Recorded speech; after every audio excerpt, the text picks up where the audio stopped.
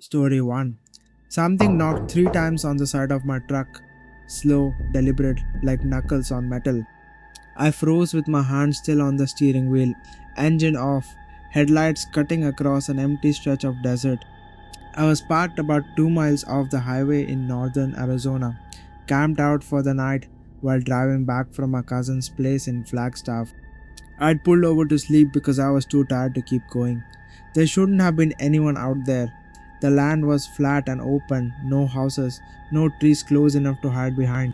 Just dry brush and a pale dirt road behind me.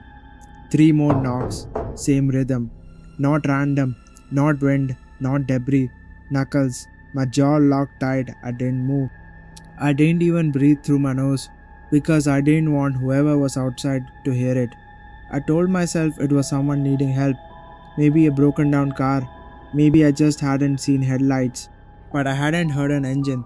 Slowly, I leaned toward the driver's window and glanced into the side mirror. There was nothing there, just my own truck reflected in the darkness. The metal ticked softly as it cooled. Then something shifted in the headlights. About 20 feet ahead, just at the edge of the light, something stood up from the ground. I thought it was a coyote at first. It was low, thin, long. In its proportions, its legs looked too long, its back too straight. It didn't move like an animal, it adjusted itself. Like someone remembering how to stand, my fingers went numb on the steering wheel. The thing turned its head toward me, but its body didn't follow. Its eyes caught the headlights. They weren't glowing, they were reflecting like human eyes. It took one step forward and its back legs bent the wrong direction. My breath caught so hard it hurt. It stopped at the very edge of the light. Then it did something that made my stomach drop. It tilted its head and opened its mouth. And in a dry, almost casual voice, it said, "You shouldn't be out here." The voice wasn't loud, it wasn't echoing or distorted. It sounded like a man trying to talk through a sore throat. I didn't realize I'd unlocked the truck doors until I heard the faint click. My hand had done it without me thinking. I locked them again. The thing's jaw stayed open a second too long before closing. Its lips didn't quite match the words, "You shouldn't be out here," it repeated. Closer, this time I hadn't seen it move. It was 10 feet nearer. I fumbled for my phone, no signal, of course. I started the engine. The headlights flickered as the truck roared to life. The thing flinched, but not away. It straightened. Its spine popped audibly, like knuckles cracking. Then it took another step, and another, each movement smoother than the last, like it was learning. My heart pounded so hard, it blurred my hearing. I threw the truck into reverse and hit the gas. The tire spun in the loose dirt before catching. As I backed up, I saw it in the rearview mirror. It wasn't chasing, it was walking. Calm, confident. I didn't stop reversing until I hit the road. Then I slammed it into drive and sped off, gravel spraying behind me. I didn't look back for a full 30 seconds. When I finally did, it was running, not like an animal, not like a person. It was wrong. Its arms hung too low.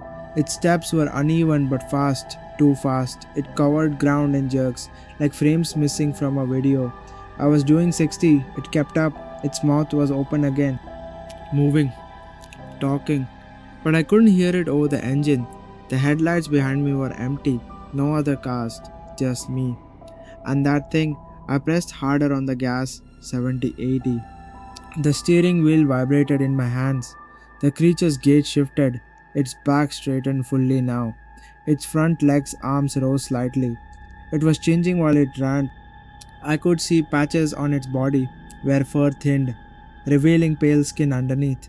Its face, God, its face wasn't stable. It twitched like a mask not sitting right. Then I heard it over the engine, over the wind, my own voice. "Stop." It was my voice, not perfect, but close enough. "Stop the truck." My throat tightened so hard I almost gagged. I hadn't said anything, the thing was closer now.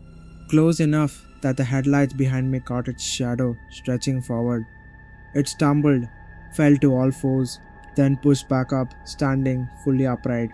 Its proportions were wrong, but closer to human now. It opened its mouth again. "Help me." My voice cracked, panicked, like I'd been crying. I felt my foot ease off the gas without meaning to. It was instinct. Hearing yourself beg does something to you. The truck slowed to 70, then 65. The thing gained. Its face shifted again. The jaw shortened. The eyes moved. And for half a second, it looked like me. Not exact, but enough that I felt something in my chest break. It smiled, and its teeth were still wrong. Too many. I slammed the gas down again. 90 now. The road curved. I nearly lost control. When I straightened out, I looked in the mirror. It was gone. Empty road, nothing behind me but dust. I drove like that for another 20 miles before I pulled into a gas station off the highway. Bright lights, people, cars. I didn't turn the engine off for a while. I just sat there, hands shaking, trying to slow my breathing. Eventually, I got out, walked around the truck. Every panel looked normal except the driver's side. Three dents in the metal, close together, knuckle height. I stared at them until someone from another car glanced at me weirdly. I went inside, bought coffee, stood near the window watching. Nothing came down the road, no thin shape, no long legged silhouette. After 10 minutes, I convinced myself I'd overreacted. Stress, lack of sleep. Desert animals can look strange in headlights. I paid, walked back outside. And that's when I saw it. Parked 2 palms down from me. A truck, same make, same model, same color. My stomach dropped. The license plate wasn't mine, but the driver's side door, 3 dents, same spacing, same height. The driver's door opened. I didn't see the face clearly at first, just a figure stepping out, too tall, too thin. It closed the door slowly, turned its head toward me, and smiled with my teeth. Story 2. The horse in the far stall lifted its head and said my name. Not a whinny, not a snort, clear low. Marcus. I was alone in the barn, finishing late checks before a storm rolled in. It was 10:41 p.m. wind picking up across the open fields outside Pagosa Springs. I manage this property for an older couple who travel a lot. 6 horses, all accounted for. I had just finished topping off water buckets when I heard it again from the last stall on the right. Marcus. My jaw locked. I walked toward the stall slowly, boots heavy against the concrete.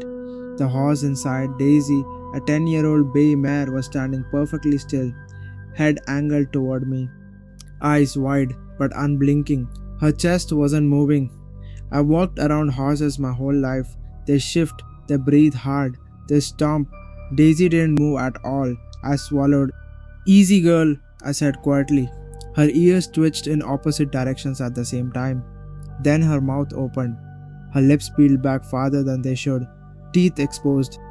And in my exact voice, calm and level, she said, "Don't lock the door." My hands went numb. The barn lights flickered once. Wind rattled the metal siding. I stepped back from the stall. Behind me, one of the other horses slammed against its gate. Then another. Panic rippled down the road. Hooves pounding, metal clanging. Daisy didn't react. She kept staring straight at me. Her jaw began moving again, but this time no sound came out, just silent shaping of words. I felt pressure building in my ears like altitude change. Then the sound came, but not from her.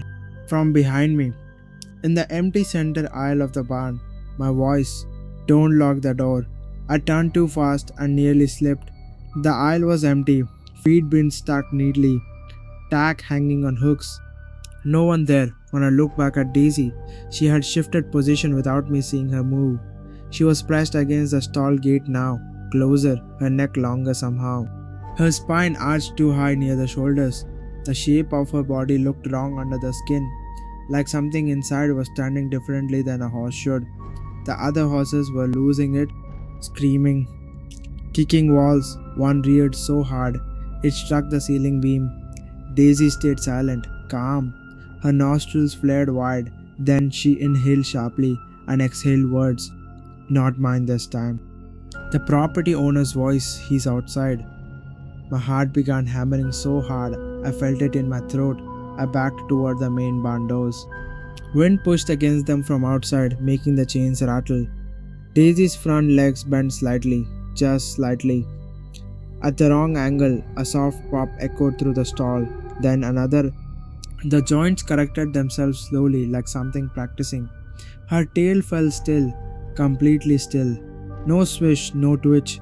Her eyes rolled, showing too much white, then settled forward again. The barn went quiet. All the other horses stopped at once. No stomping, no screaming, just heavy breathing except Daisy. No breathing, I reached behind me and grabbed the sliding door handle. My palm was slick with sweat.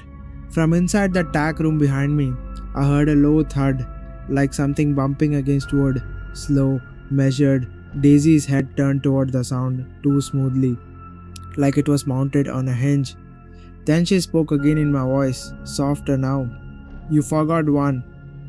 The tack room door creaked open behind me. I didn't turn around. I couldn't. I heard hooves on concrete, but wrong, too spaced out. Not the rhythm of four legs. Slower, deliberate. Daisy stepped out of the stall. The gate was still latched. I saw it, still chained. She was just outside it now, standing in the aisle, taller than before. Her front legs hung slightly forward as if they carried weight differently. Her back legs straightened more than a horse's should. I forced myself to look down. Her hooves weren't hooves anymore. The outer shell had split slightly at the front, something pale pressing outward from inside, shaping toes. I gagged and stumbled backward. The tack room door behind me opened fully. I heard a horse breathe directly into my ear. Warm, wet, slow. Daisy tilted her head and watched me carefully, studying which direction I'd run from behind me. In a perfect imitation of Daisy's normal whinny, something called out. Then it switched mid-sound into my own voice. Marcus. I ran for the sliding door and yanked it open just enough to squeeze through. Rain hit my face hard. I stumbled into the mud and turned back. Daisy was standing in the doorway now, framed by the barn light, completely upright, balanced. Her outline wrong against the storm, too narrow at the shoulders, too long in the arms that weren't legs anymore. Behind her, in the barn, the other horses stood in a straight line facing me, perfectly still. Daisy smiled, the skin around her mouth splitting wider as her jaw shortened. Behind me, from somewhere in the dark pasture, I heard hooves circling, moving fast, and matching my footsteps exactly. Story 3. My dog started barking in my voice. Not a growl, not a yelp. Clear words, let me in. I was standing on my back porch at 11:48 pm, holding a flashlight, trying to figure out why Ranger had bolted into the woods behind my house. I live just outside Durango, Colorado. Nearest neighbor is a quarter mile away. Nothing but trees and open land. Ranger never runs. He's old, bad hip, stays close. But 20 minutes earlier, he'd stiffened at the tree line and taken off without a sound. Now I was standing there barefoot on cold wood, hard thudding, scanning the dark with a weak beam of light. The barking came again from the woods. Same tone Ranger uses when he wants back inside, except layered under it, my voice. Let me in, my throat closed. I whispered his name, Ranger. The woods went quiet. Then something moved between the trees, low at first, four-legged, weaving through brush. I felt relief before I could stop it. The shape stepped into the edge of the porch light.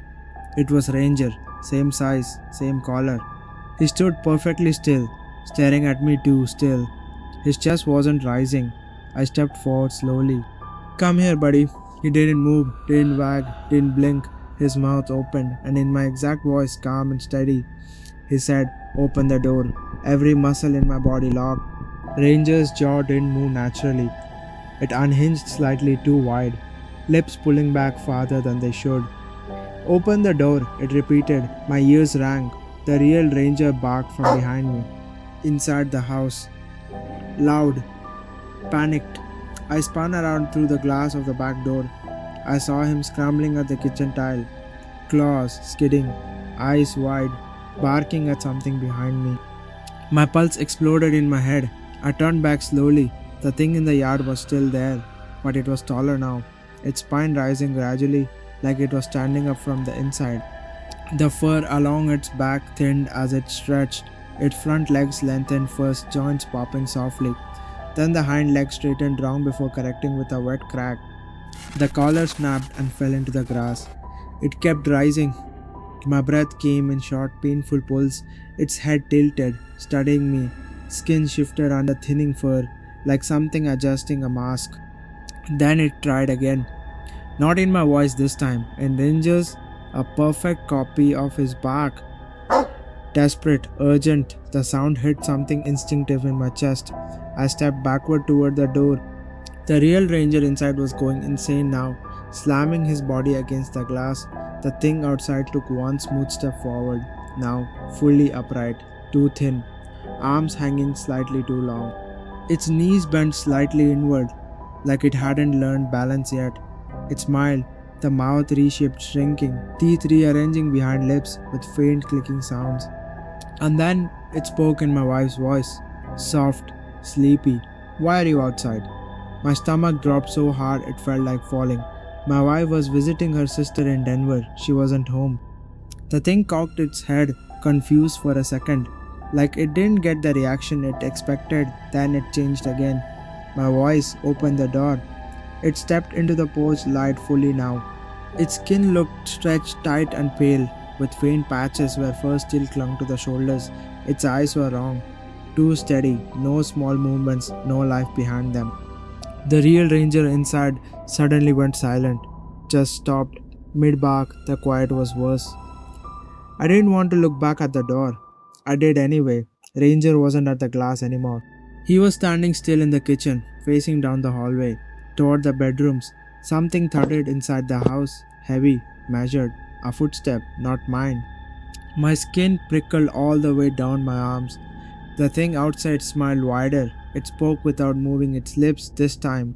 The sound came from somewhere behind me, inside the house. Wrong one. My knees nearly gave out. Another footstep inside, closer to the back door.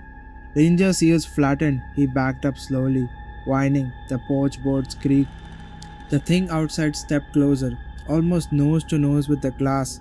Its reflection overlapped mine faintly. In the reflection, it looked normal, just me standing there alone. My chest tightened so hard it hurt. Inside the house, something reached the back door. I could feel it through the glass, a presence inches away, breathing, slow, controlled. A hand pressed against the inside of the glass. My hand, same scar on the knuckle from when I punched a cabinet years ago. The thing outside looked delighted. It leaned closer to me and whispered, breath cold against my cheek. You left one of us out. The hand inside the house slowly began unlocking the deadbolt.